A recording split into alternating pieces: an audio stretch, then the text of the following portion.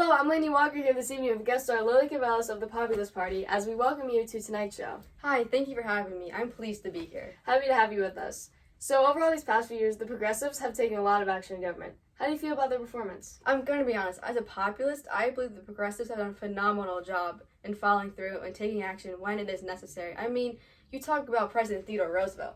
Right, I couldn't agree more. Though it was a long time ago, he formed such a strong system for what was to come in the future. Yeah, I mean, the guy had countless reforms to benefit the entirety of the country. To list a few, you've got the Food and Drug Act, the Meat Inspection Act, he founded the FDA, he did a great deal for the conservation movement, and he fully supported secret ballots. That's what I'm saying. Roosevelt created a trust in his people and followed through with his promises. I mean, I, for one, am more than happy about the secret ballot system he has supported. Every year around election time, workers are threatened to be fired for their political views, but the secret ballot ensures a fair count and secrecy to all votes. Yeah, you're definitely right about that. I would dread voting every year for that exact reason. I also do love Roosevelt's policy focusing on building up the railroad companies. I mean, as it's written in the Populist platform, we believe that the time has come when the railroad corporations will either own the people or the people must own the railroads.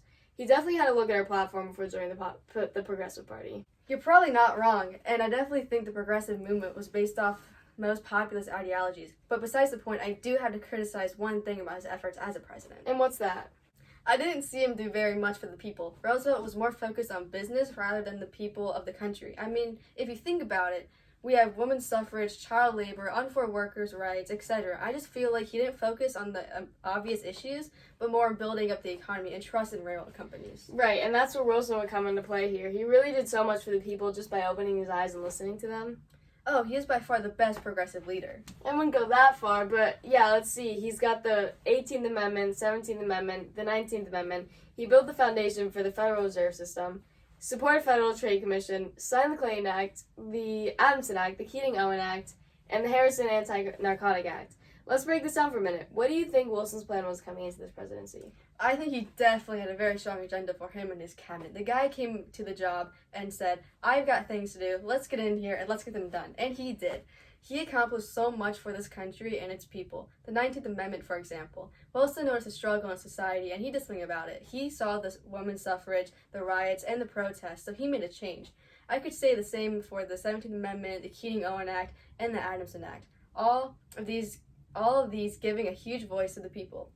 He did come into the presidency after Taft and wanted to clean things up for the future generations. Right, and just to play out that, Taft went into his presidency with a very small agenda. He didn't really get much done. He kind of cooled things down and was very cautious when it came to reforming.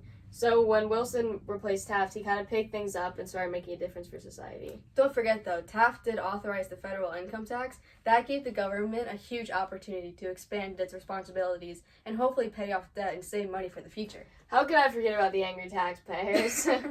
But besides Wilson's appeal to the people, he was also a huge anti-business kind of guy. He advised to destroy monopolies and trusts and corrupt businesses, and he succeeded. When he signed the Clayton Act, he ensured that corporations would no longer carry out illegal or suspicious activities. Yeah, he definitely built a lot of trust in the government for the people. How would you compare the banking financial system that the progressives set up in comparison to what is written in the Populist platform? I would definitely have to give props to the political party for recognizing that issue as a whole. Wilson, in his early presidency, started up the Federal Reserve System, which basically served as the U.S. National Bank. This succeeded in providing a more secure financial system in America. Not much else was really done for the overall issue, though. So A for effort. Yeah, A for effort. Just to name another political conflict, the issue of bimetallism in our country. During this current progressive era, not much was done for the gold-silver standard.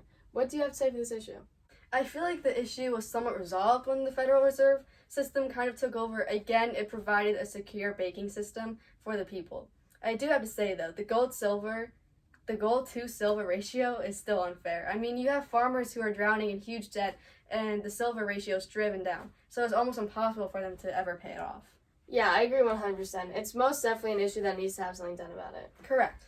I mean, overall, the progressives made a huge improvements in government. They absolutely pulled through for us populists and maintained a strong agenda throughout the presidential areas. I think I can say for the people when I say I am most satisfied with the reformation of this country.